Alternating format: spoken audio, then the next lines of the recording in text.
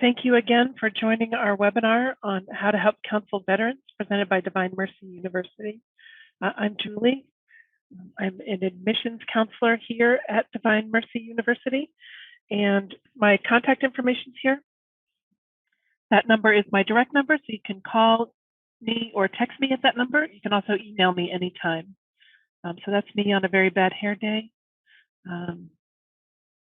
Anyway, as we go through this webinar, I will have a chance for everyone to ask questions at the end. Please, make note of your questions as they occur to you. I'd love to answer all of them, but for the sake of timeliness and people who might have to drop off right away at the end, we save questions till the end. You can pop them in chat as we go along. If you can note the questions in chat, and I will answer them at the end of the webinar. All right, here we go. So, Divine Mercy University is a graduate school of psychology and counseling. So that's all we do. We specialize in training mental health professionals. Oops, sorry about that. We were actually founded in the late 90s under the name Institute for the Psychological Sciences. That college still exists. If you've poked around our website at all, you've probably seen that name. So that's still us. That college houses our psychology side. So we have another online master's in general psych. We also have an on-site doctoral program. So we do have an actual campus with actual doctoral students here attending classes on campus.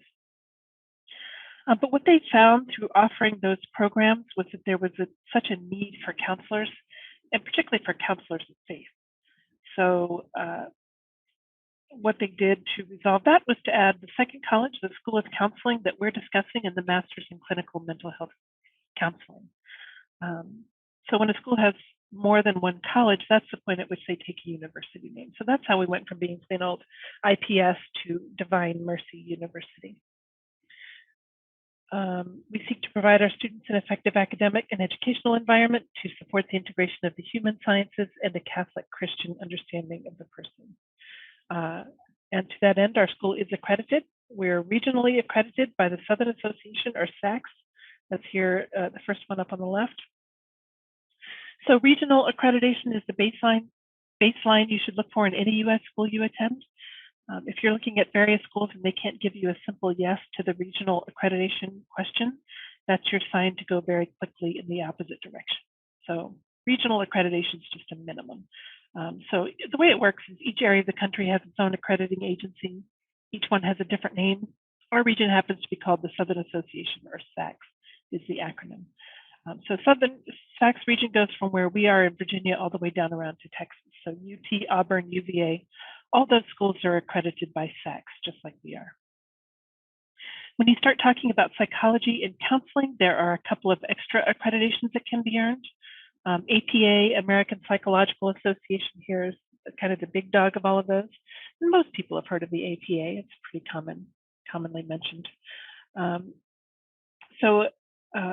Our school did receive APA accreditation back in 2016. In fact, we became only the second school in the whole history of the APA to receive the full 7-year accreditation grant on the first try. When you start talking about counseling, the extra accreditation for that type of program is known by the acronym CACREP. CACREP is something we are working towards. We're at the tail end of the process. We've done everything we need to do, and we've submitted all of our documents to CACREP. We're just waiting for them to schedule the on-site review and hopefully, God willing, award accreditation. So it sounds like it should be quick from here on out, but as with any other bureaucracy, nothing is quick. So we're probably 18 months to 2 years from wrapping this up. Once we do, the 10 states that require CACREP accreditation will come under our umbrella, and our degree will be fine in 48 states. The two holdouts, the degree for counseling, that is. The two holdouts will be Illinois and New Hampshire, and that's because you have to go to school in state in Illinois and in person in New Hampshire. So as long as you don't have plans to move to Illinois or New Hampshire anytime soon, this program will be great for you and good for licensing in your state. All right, again, any questions about accreditation, I'd be happy to answer, but let's just pop them into the chat and I'll talk about that at the end. All right, so some things to consider to kind of figure out if becoming a mental health professional is the right path for you.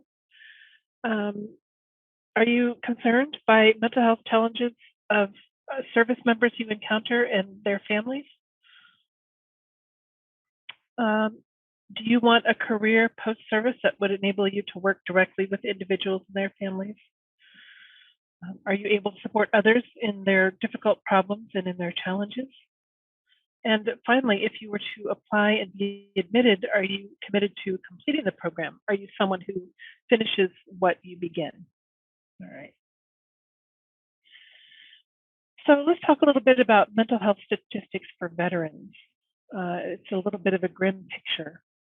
So some of the worst wounds that veterans carry might be wounds that aren't visible to the naked eye. You can see a few statistics there around the brain image. But it's important to note that recognizing mental illness is the first step toward recovery, right? Without recognizing the problem, it's hard to get help. If you don't get help, you don't improve, obviously, right? So in 2017, 14% of suicides were by US veterans, and that number remains high to this day. The rate of PTSD is 15 times higher in active duty service members compared to just the general population of civilians. The depression rate in active duty service members is also very high as compared to the general population. 55% of women and 38% of men experience some form of sexual harassment in the military, and that can lead to other mental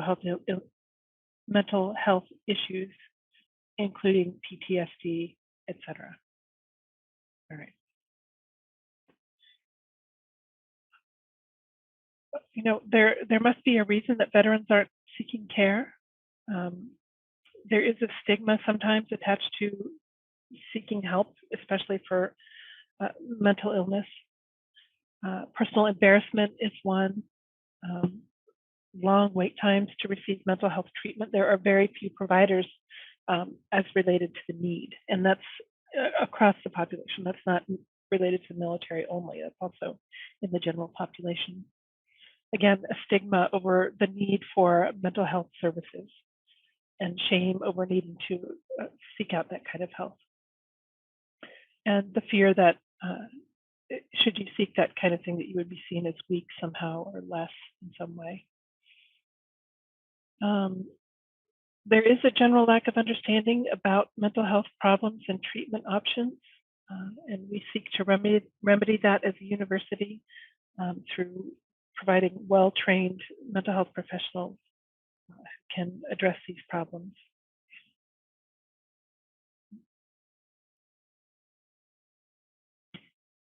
So veterans who return to civilian lifestyle tend to need mental health services. And I don't know if you have any guesses about the percentage of them who actually receive that help, but to stop the suspense right now, I'll tell you that that number is fewer than 50% of veterans who need mental health services receive them. So again, the need across this veteran population and across the population in general is huge. There are far too few counselors, and particularly counselors of faith, to address the need that's out there. With this kind of training, you could be part of that solution. All right, so DMU has a lot of special training in trauma for the students. In particular, we have a Center for Trauma and Resiliency Studies that is run by one of our counseling professors, Dr. Keys. You can find our Center for Trauma and Resiliency Studies on our website under the Academics tab. And the bio for Dr. Keys is in the counseling pages of the website under Faculty. The workshops include all of the things listed here and more. The goal is to train certified traumatologists who can respond to the need for mental health services for those who've experienced trauma. We also run a Green Cross Center out of the school, led by Dr. Keys in the CTRS, which responds to disasters around the world. So Green Cross responds much in the way that Red Cross does, but whereas Red Cross responds to the material needs of disaster victims, Green Cross goes to respond to the mental health and trauma needs of disaster victims and also first responders. So this is, an active, ongoing work that our students are able to participate in, and also training available to all of our students.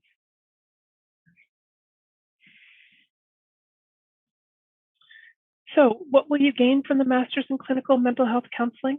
This degree does lead to licensure as a mental health professional. You will be able to accept insurance, provide therapy for individuals, couples, and families. You can specialize in the area that interests you most, whether it's marriage and family, trauma, addictions, whatever it is, children, if you want to work with kids, that's, also a possibility. So there are many different ways to specialize. You will gain practical experience through your internship and your practicum working in mental health facilities. And all of these will serve to train you to become a very effective licensed mental health counselor. Skills that transition from the classroom, from the military, obviously self-discipline, analytical skills, conflict resolution, leadership, grit, teamwork, work ethic. We are anxious and always looking for solid active duty or veterans to, join our school. Here are just a few from each program who are veterans or active duty. Garrett Boyer is in our doctorate in clinical psychology program, so he's on campus as a student in our PsyD. Noel is an online student in our master's in psychology program. And Father Derek Barna is active duty military. He's a chaplain in the Air Force, I believe. All right.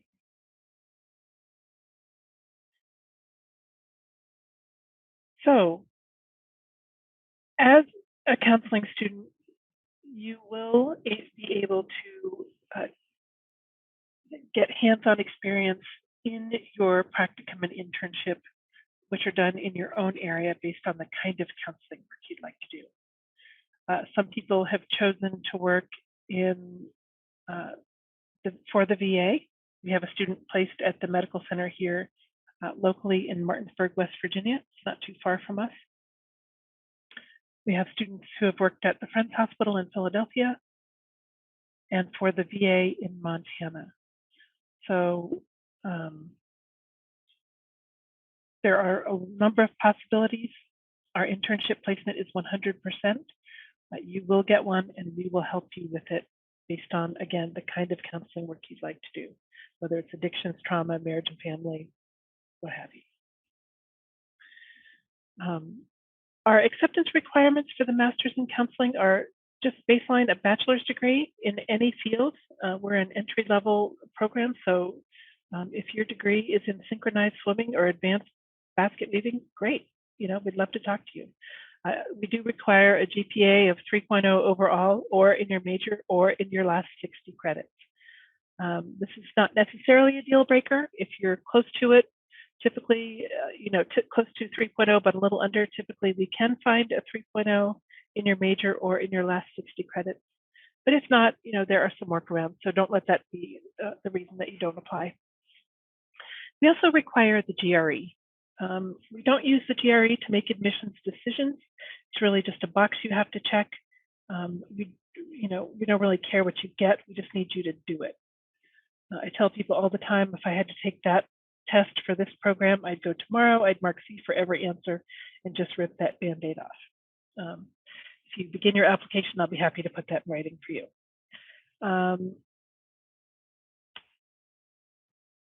We also would need official transcripts sent from your university directly to us.